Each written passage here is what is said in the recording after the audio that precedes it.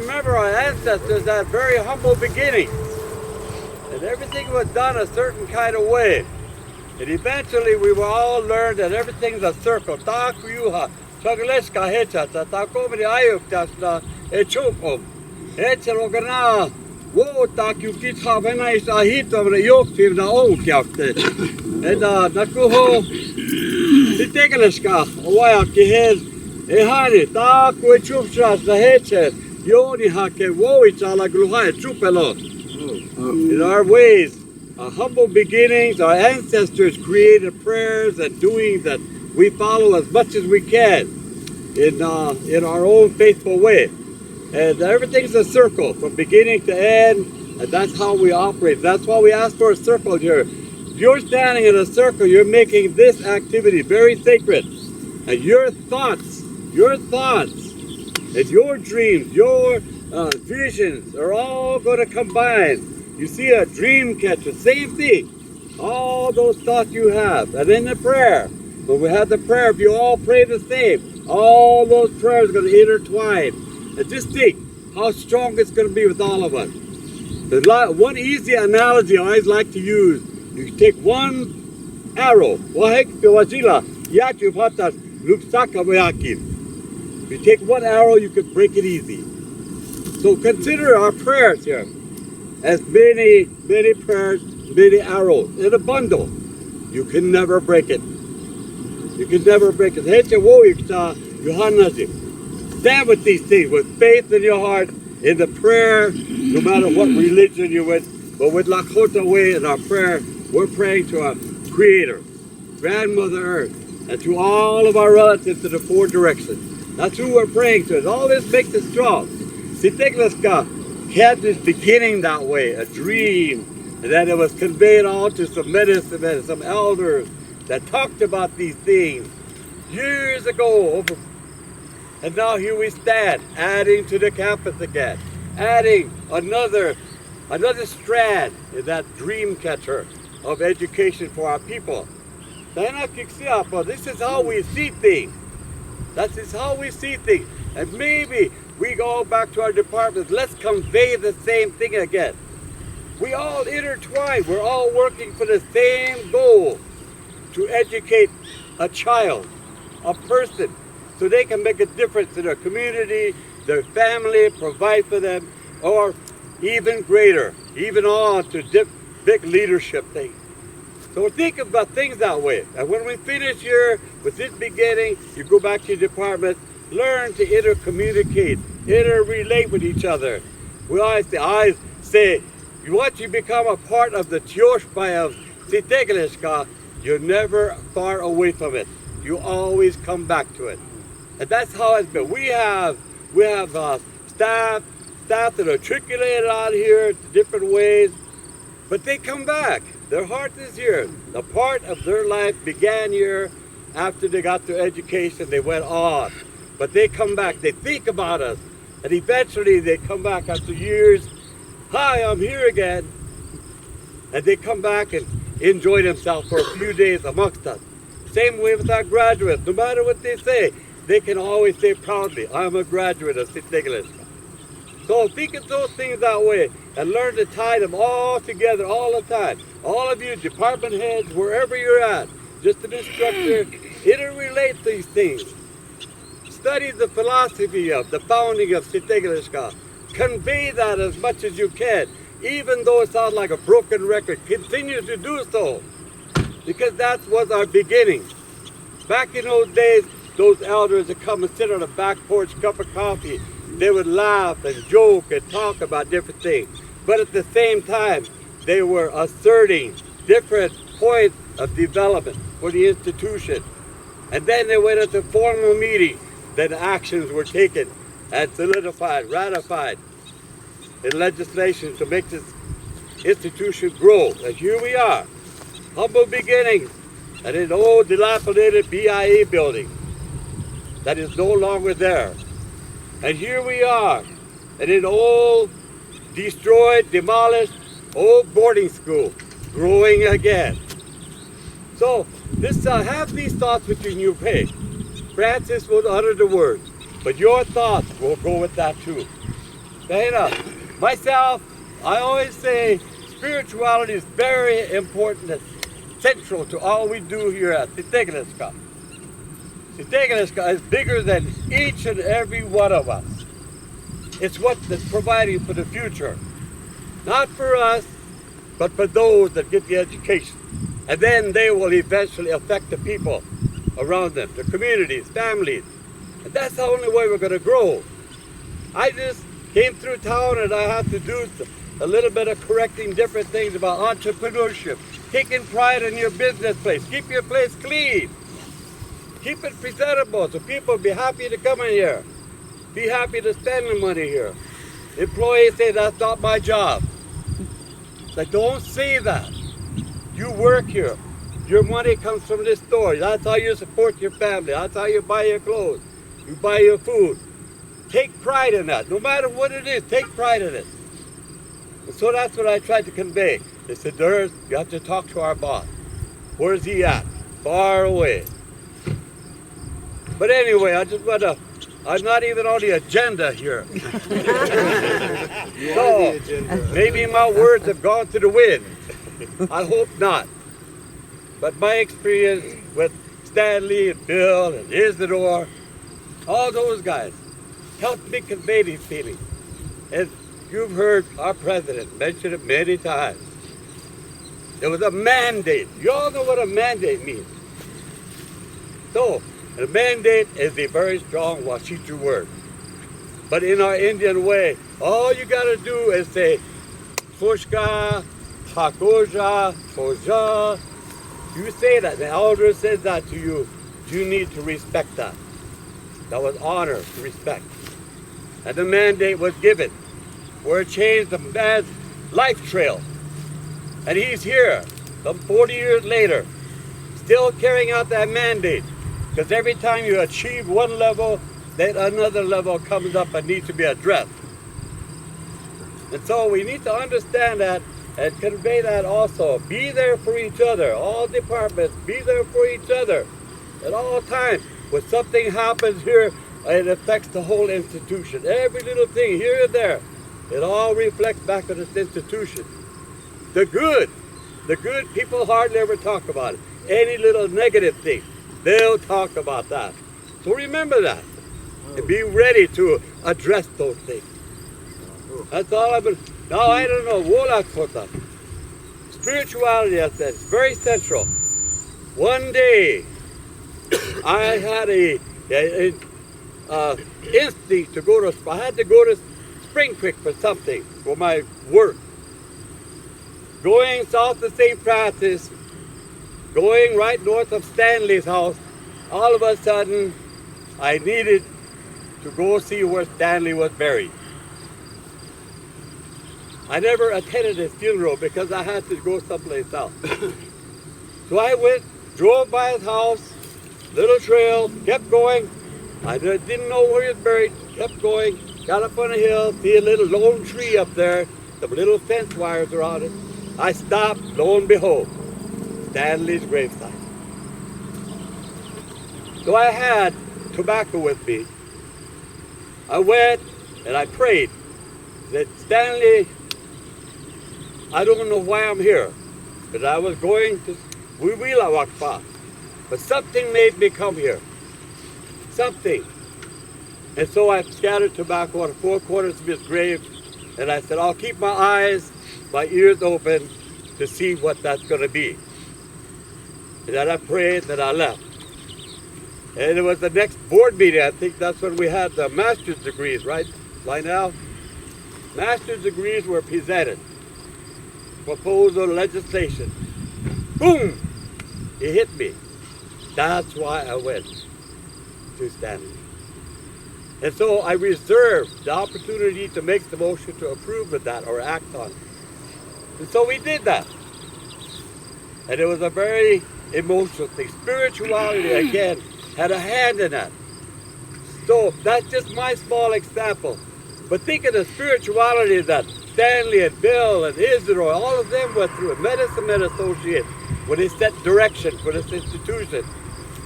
Think of that, how heavy that is, how much that encompassed. They didn't think about just 5 years from now, 10 years. They're thinking about the complete future of our people as we exist. And so they mandated this. And you hear it all the time. You hear it all the time from our president. Heed the words. Follow that philosophy. Read it every now and then. Refresh your memory. Refresh your accent. Refresh your goals too with that. I just want, again, spirituality brought me here. Normally I finish my powwow. I'm tired, so I rest a few hours, and then I freshen up, and I go home to the grandchildren that are waiting for me, calling me, messaging me. But today, I had to stop here. I don't know why. I said it looked like a chow line, that's why I came. But that is just the way our founders looked at things. Grab a cup of coffee, sit down, and right away. Telling jokes, telling stories. In Lakota, so beautiful, so eloquent. And we all laughed. Smoke poured out of their lungs, smoking, drinking coffee, and then they would convene. And a lot of good things happened. Stanley used to say, he was taking a lot of money for. So I analogize that as to walk as if you're walking on broken glass. And he washed it like a money. And our elders, when they talk that way, we build things one step at a time. The institution, one brick at a time. And that's grown to one facility at a time. And here's another one. Here's another one. Remember that. However long you stay with us. Remember that. That this is not just another program, another institution. This is the future of our people. Once that whole thought, philosophy goes into all those that come to school to accept these classes, learn, and then they exercise that in their communities, their work, their career. To think of the difference it will make. Think of the difference it will make. It's awesome. Awesome. There could be a lot more here. And always exhibit pride in who you are, what you do, where you work, and who you help. That helps you to be a better person. My key cliche I have, you honor others when you honor yourself when you honor others around you. So I just want to share those words. And like I said again, Francis is, he was in a bull riding yesterday, so he's got to sit down pretty soon. I'm not even on the agenda, but with your permission, Lionel, I share those few words. So at this time, and again, that's Wolakota. Something drew me here. So I'm here. I'm here. Honestly, can I ask Sandra, This time I'll yield the floor to my elder, Sandra.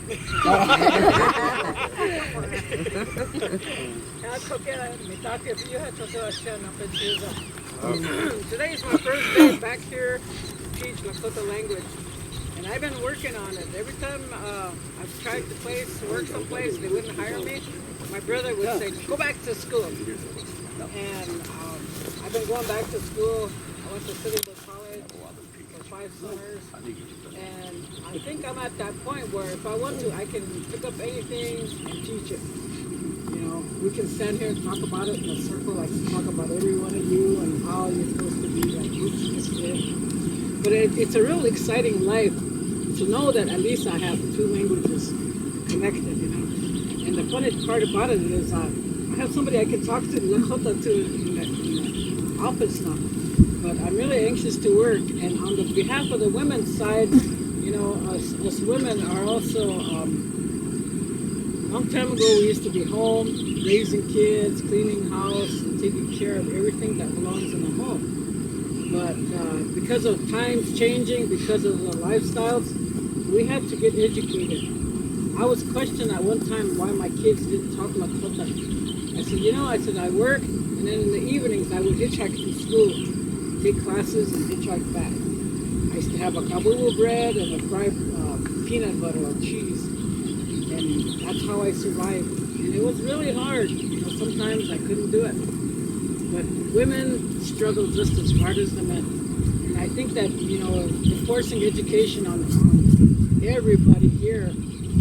I've been telling the kids, go at least go to Sinte, get the things you need, because that's how you're going to survive. And us Lakota people in Lakota we really need to encourage our young people, encourage the women how to survive. Because now everything is bicultural, and we need to work that way. So I'm really glad to be here, and I'm glad to be a part of this. I was sitting in my truck eating my Subway. I said, yes, find me homemade food.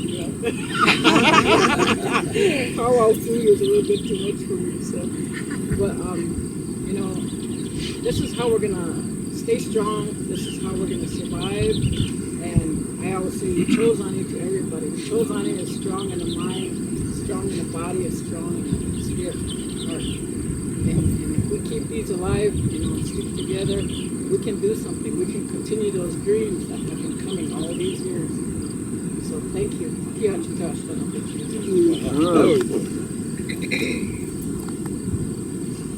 Hold on. All right. We're all done. Quiet.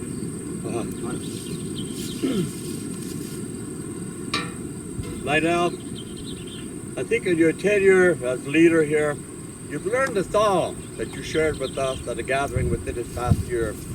We're going to ask you to sing, and Sandra and I will come and help you. I won't check your lines. Ayahia. Yeah, it's a short song. It does have many. You can continue it. I heard Albert sing it one time, and it's, I guess, an encouragement song. And I hope I remember the words and able to do it. So Phil can hit his tizzy as a drum over here. We'll kind of work with this.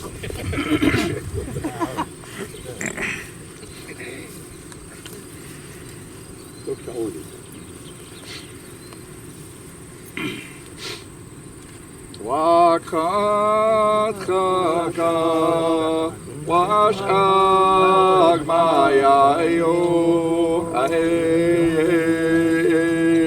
wakat kaka wash agmayayo wakat kaka abedugile wash agmayayo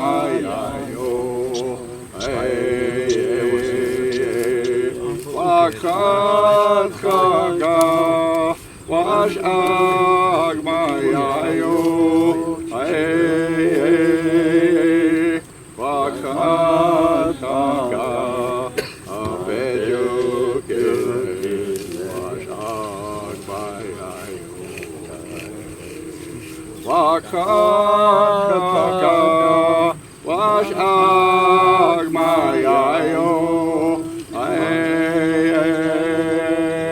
wakat kaka wash agmayayo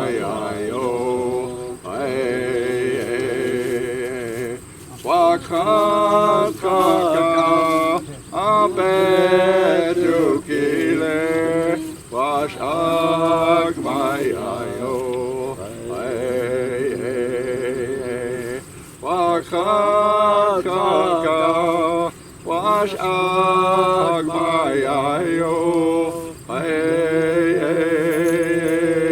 wakat kaka wash agmayayo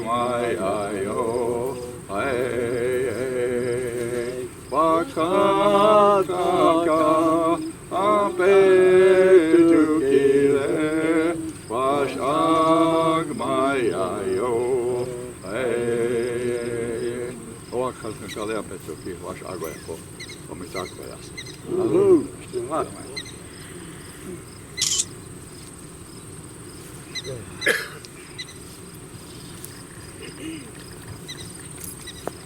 Well, we want to thank everybody for gathering and continuing our circle of strength and unity and a celebration of who we are and our ancestry and our founders and our leaders and our graduates.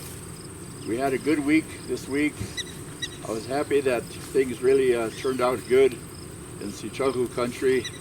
We had a good graduation. We had a good wachipi. We had a good rodeo. Understand the mud races and the ball games and the carnivals that were enjoyed by the little ones.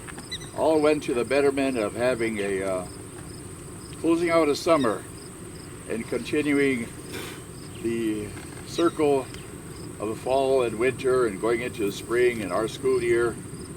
So I thank everybody for your prayers and your participation this past week, and we have an opportunity here to continue to add to the strength and dimension of our institution, and as Butch talked about in Sandra, what our founders wanted, what our ancestry wanted for the strength and the continuation of the future of the Sichaku Oyate in the Oceti Shakoin, as well as rest of Indian country, and also going around the world where indigenous people live and are having very difficult times throughout the world, that our institution can serve as a model, can serve as a leader in addressing many of the ills and the woes that our people have, but also celebrating our many strengths of compassion, our strengths of resilience, our strengths of truth, all these that continue to strengthen us